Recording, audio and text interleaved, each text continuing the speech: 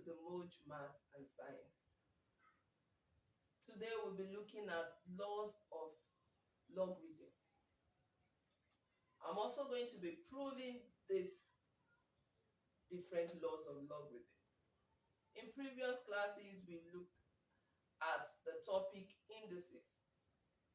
In case you've not seen our videos, go to the description and click on the video for indices to help you understand logarithm more.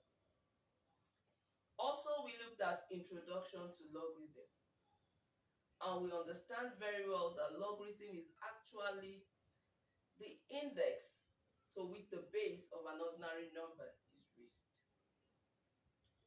Today, we look at laws of logarithm that help us solve simple examples, questions, and equations. Let's go. Laws of logarithm.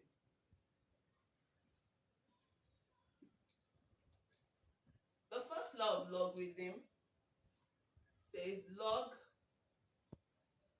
of n to base a is equals to log to base a m plus log to base a n. Now, whenever we talk about the law, we talk about proven rules that can be applied to any question. But how did we come about this? And that's what we want to find out. Let x be equals to log a m and y equals to log a n.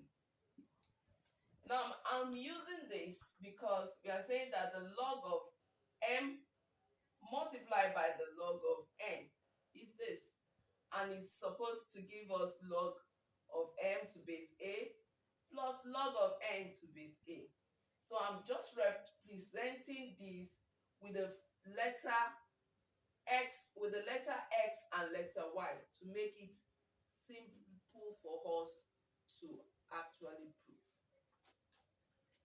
So if x is equals to log of m raised to the base of a, and y is log of n to the base of a, m can be equals to a raised to the power of x, and n can also be equals to a raised to the power of y.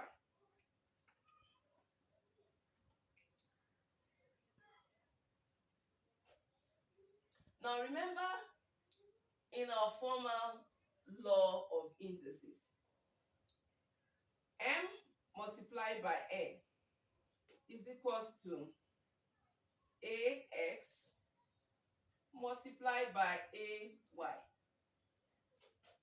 And when we have this type of equation, we can always tell from the law of indices that a is equals to x plus y. So if we decide to find the log of m multiplied by n to the base of a, we have log to base a of m n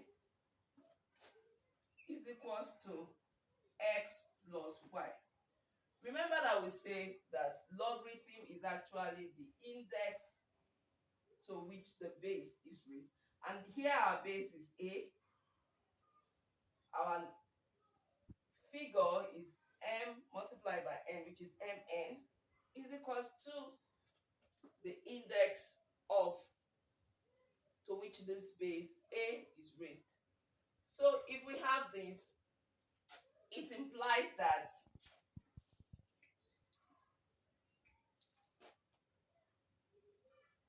log to base a m of n is equals to, let's put back the values of x. Remember that our x is what? Log m to base a plus log n to base a. And so we've been able to prove the first law of logarithm. Please let us know through the comment section if there are other gray areas you want us to talk more about.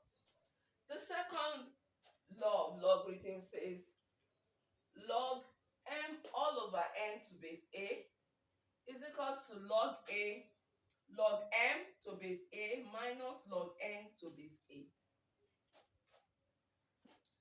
So we're still going to use the same x is equals to log a m and y equals to log base a of n. So remember once again, m is equals to a raised to the power of x when we actually convert to index notation. So n is equals to a raised to the power of y. Now, using our laws of indices, we know that when we say m divided by n, we've actually understood that and proven it that a will also be x divided by a raised to power y, which further can be written as a x minus y. So it means that m all over n is equals to a raised to the power of x minus y.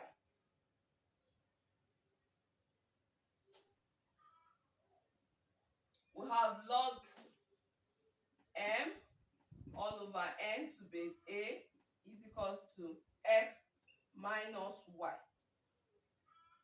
So if we substitute the values of x and y, we have log to base a of m all over n equals to log m to base a minus log n to base a, which we have been able to prove now. Now the third law of logarithm says that if you have log of m to the power of k, it becomes k log m. Looking at m raised to the power of k, which is equals to what? Ax raised to the power of k. So if we have ax raised to the power of k, we are saying that m k is equals to ax k.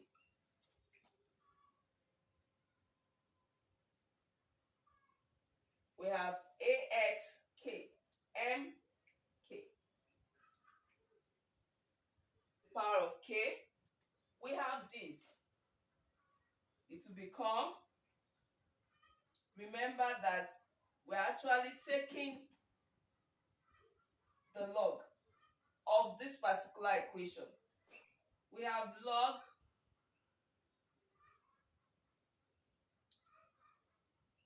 mk equals to the base of a equals to xk. So what it means is that, remember, if you substitute x back into the equation, we have k multiplied by log a m, which is equals to k log of m to base of a. So this is how to prove the three laws of logarithm. Thank you.